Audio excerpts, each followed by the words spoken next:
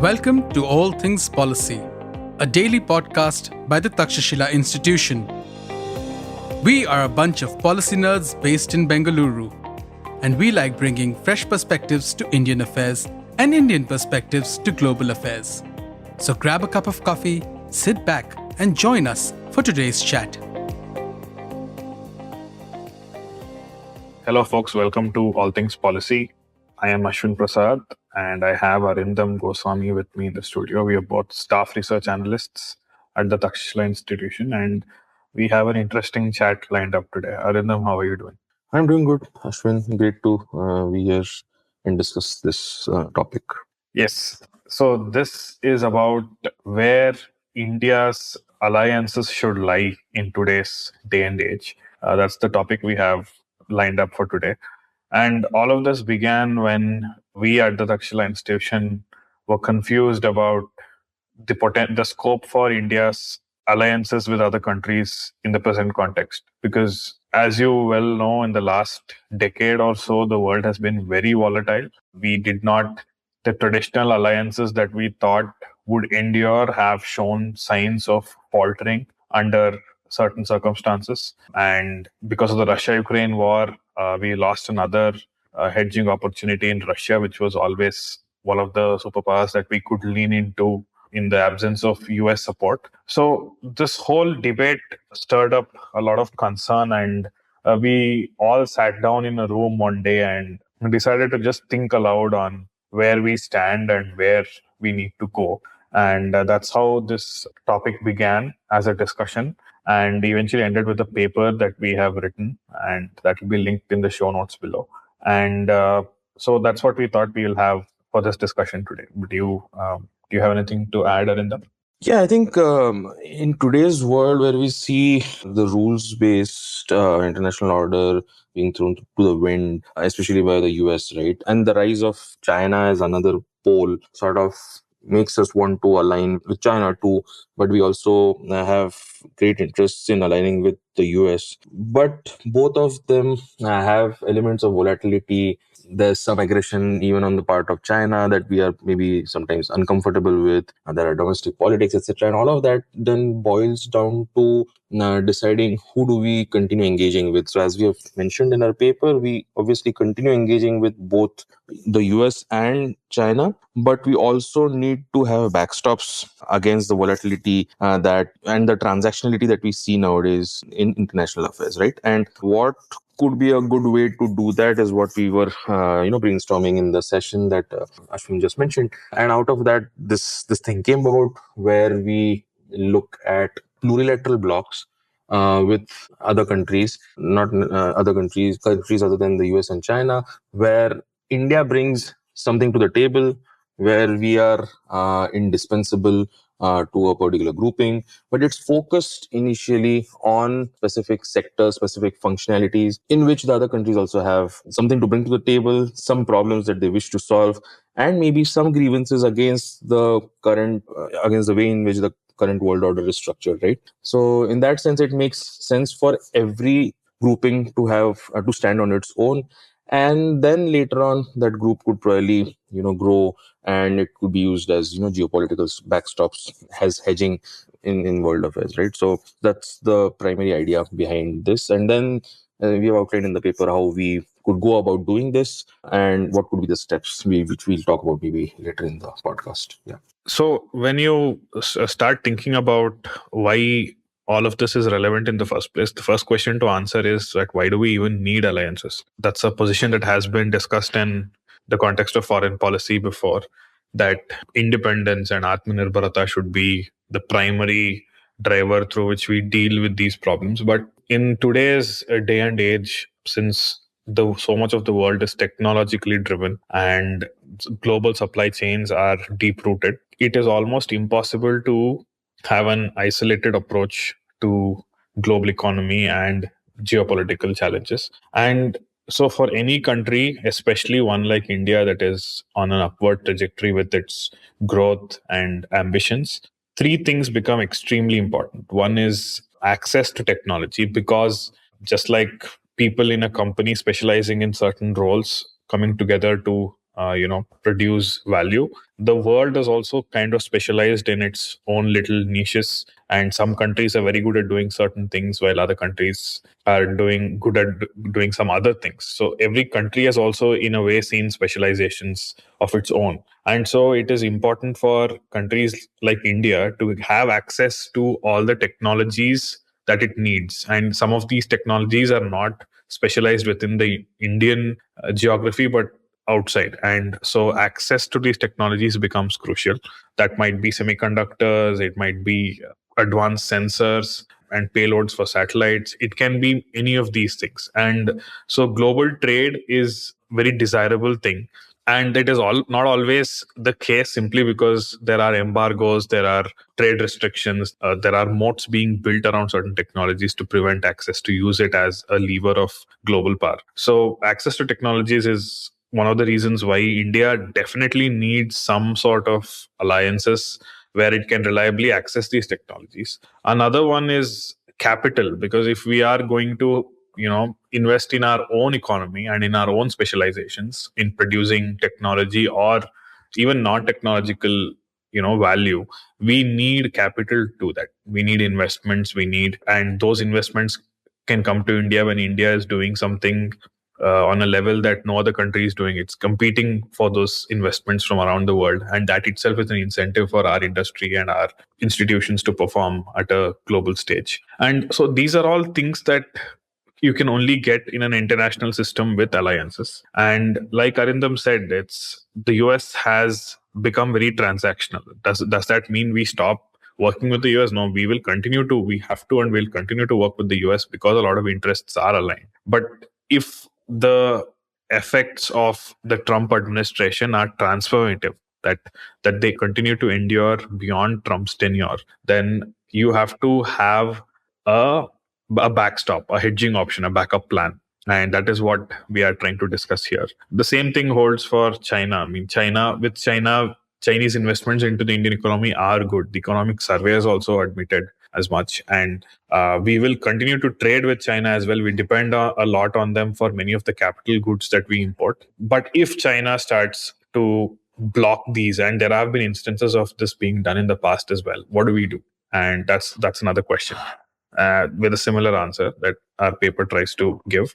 Traditionally, it was always Russia that India would hedge its bets with in the geopolitical arena, because Russia was always another pole that India could rely on. And that has, in more recent decades, become fewer because of the closer ties with the US. Ever since we signed the nuclear deal, there has been a large-scale bipartisan support towards India, even within the US, irrespective of whether the Republicans or the Democrats are in power. There has always been a strong support for a partnership with India. But now that has, to an extent, changed. And now that Russia is engaged in a war with Ukraine, and they are facing sanctions, they are cut off from the global tech supply chains. And as a result, they are more reliant on China than ever. Their own autonomy in acting as a friend or a partner to India is curtailed to an extent. So all of these effects combine to create this reality where we have fewer options in the international sphere. And that is the problem that we were trying to address with our session. And the idea that we came up with, which Arindam mentioned earlier, is to form plurilateral blocs. And plurilateralism is basically a group of countries aligning, and it isn't as broad as a multilateral grouping, but it isn't bilateral or trilateral either. It is a small grouping of countries. And the idea is that these blocks should be sectoral, that they should have a certain goal in mind when they form, so that the agenda is clear and the progress is quick. And eventually these blocks can economically integrate, form deeper partnerships, and become templates for taking the partnership forward and gathering some geopolitical clout along the way. And in trying to think about how we can do this, we have a few blocks that we have thought about. We can talk about them in the course of this episode. And Arindam, do you want to detail the financial and the DPI blocks? Yeah, right. So just before that, I just wanted to add one perspective on the technology part that you just mentioned, right? As one of Yes, the yes. reasons why we want to do this. So there's some work or some research that I've been doing on technology denial regimes as such from the past, Hmm. and especially it's especially very important now that we have all these tech wars going on. Curbs on semiconductor chips, then all of these trade tariffs, etc., right? So in trying to understand how could targeted countries circumvent these export control regimes, one of the important factors that I realized was that having alternative partnerships and the ability to have countries come together so as to achieve your objective becomes very important. And that's what we have seen in case of nuclear technology export controls, space technology export controls, the MTCR, etc., etc., right? So in that sense, these alternative partnerships become very important.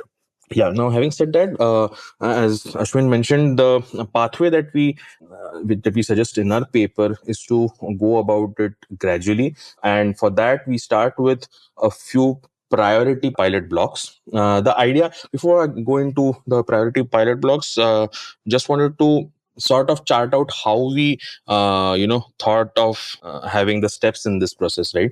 There'll be three phases which obviously can overlap, and each phase helps us build stronger institutions and helps us to keep our strategic options also open. So in the first phase, which should ideally last short to medium term, we suggest that we set up three pilot blocks in areas where probably India is strong and our partners have some urgent needs. In that sense, the first pilot project that India should prioritize is probably the Equatorial Space Consortium, which probably Ashwin will talk later on. And the other ones that we suggest is one based around DPI, that is digital public infrastructure. Given that India already has some very robust experience in this, having built up the India stack, the UPI stack, and other sort of consent-based mechanisms that we already have around Aadhaar and all of that, right? So that could serve as a platform that could then be transformed into a foundation for future projects in various other fields, like in when it comes to cooperation, say in health, fintech, or other digital governance areas. And so there'll be these pilot blocks, and after that, after we learn a lot from these pilot blocks in terms of what sort of bureaucratic obstacles we have, which Indian ministries, for example, can work quickly and in sync, and then test whether our partners are ready, to turn this smallish engagement into a larger one, right? And then the second phase, which will be over the medium term, is about building on what works and then stopping something that doesn't work, right? So there's one plurilateral block that we have for electric vehicles and critical minerals. That could be, for example, the second step in the three-step process, right? And we have detailed what we could do in that second phase also.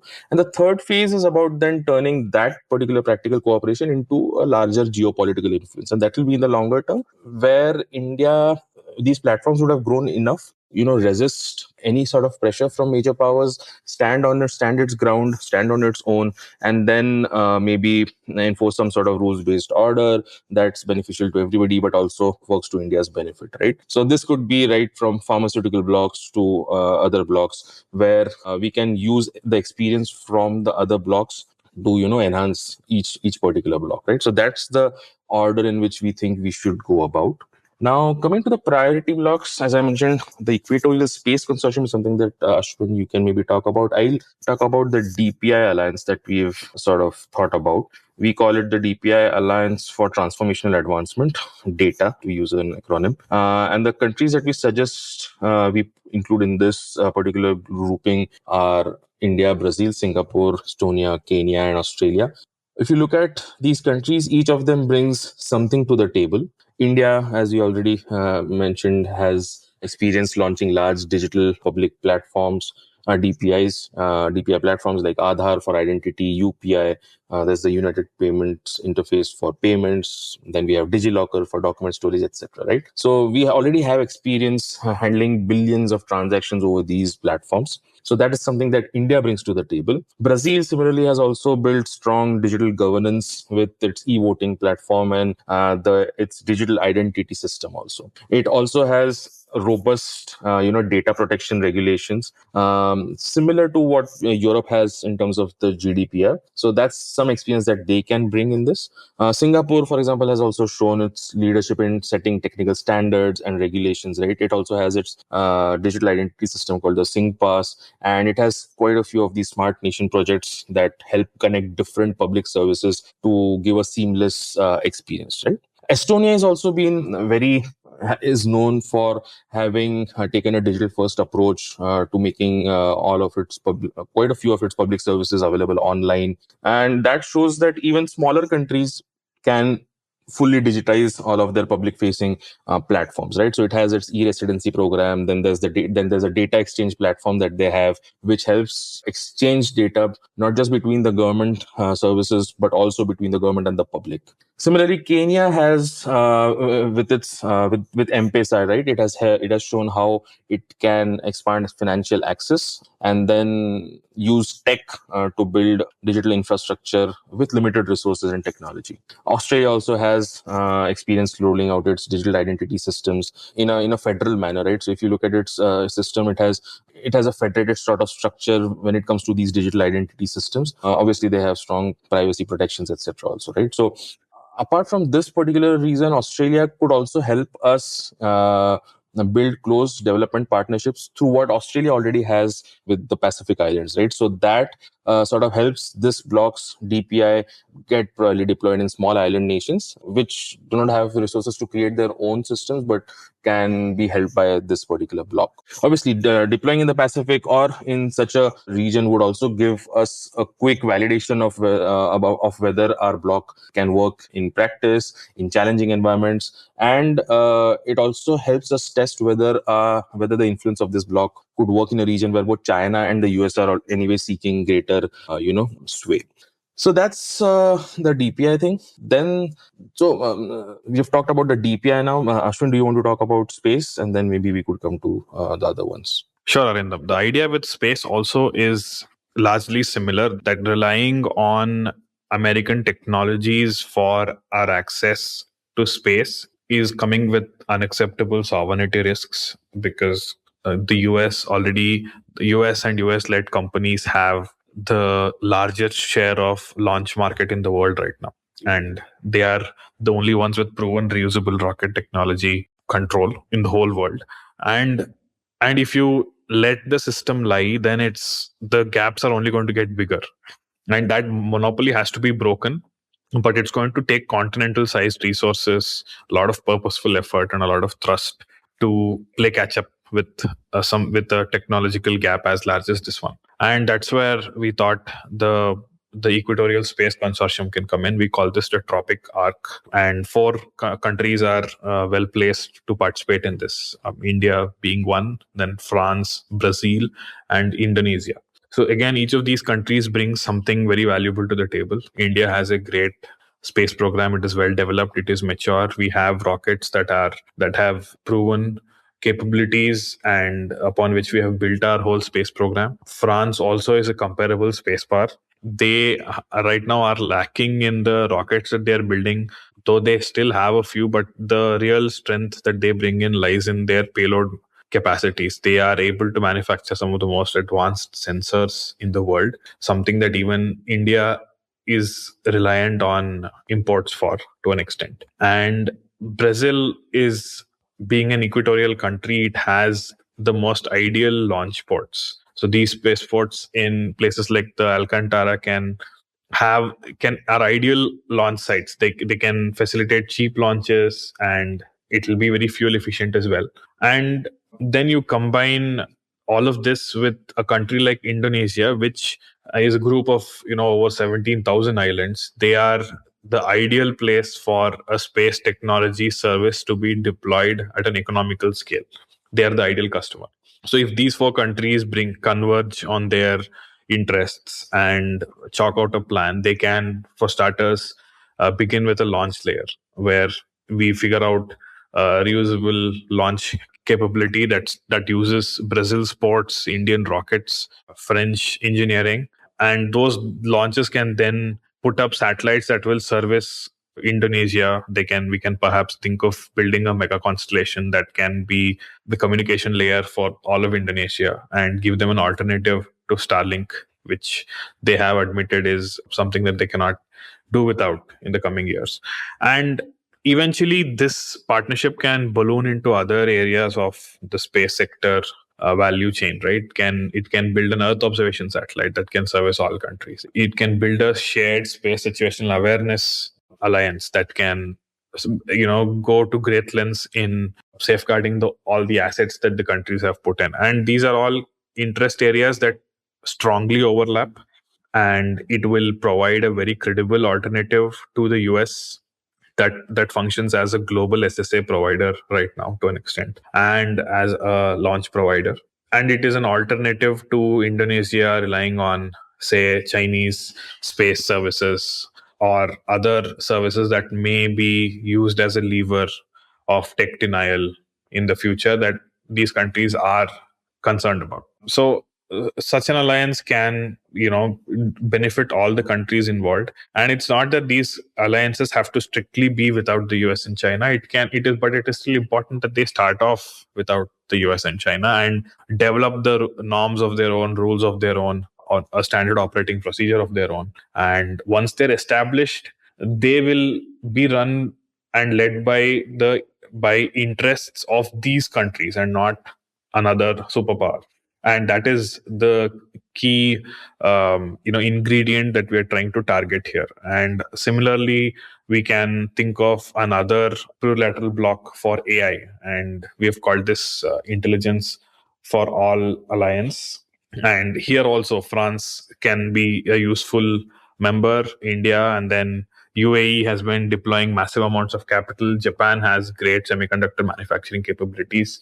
France has expertise in open weight models, and these countries can again come together, use UAE's capital, the French leadership in open weight models, Indian talent and engineering, to create and fund open weight approaches that lower entry barriers and make collaboration easy with hardware integration. They can build alternative to the EDA tools where US companies dominate. So these are all like alliances that can yield very successful results in short period of times as far as foreign policy is concerned. And while these are all the priority blocks that we have thought about, as Arindam mentioned, there are various other blocks within finance, security, and social and humanitarian causes that we can come up with blocks for. And the idea is that we start small and we keep expanding. Right. And I think we'll anyway post the link to this doc, so our listeners can, we don't want to bore them with the details of every block here, but especially as you mentioned in the AI sector, right, in the AI block, in especially technology focused blocks, one advantage of these blocks could be that India could take the lead in setting up standards, right?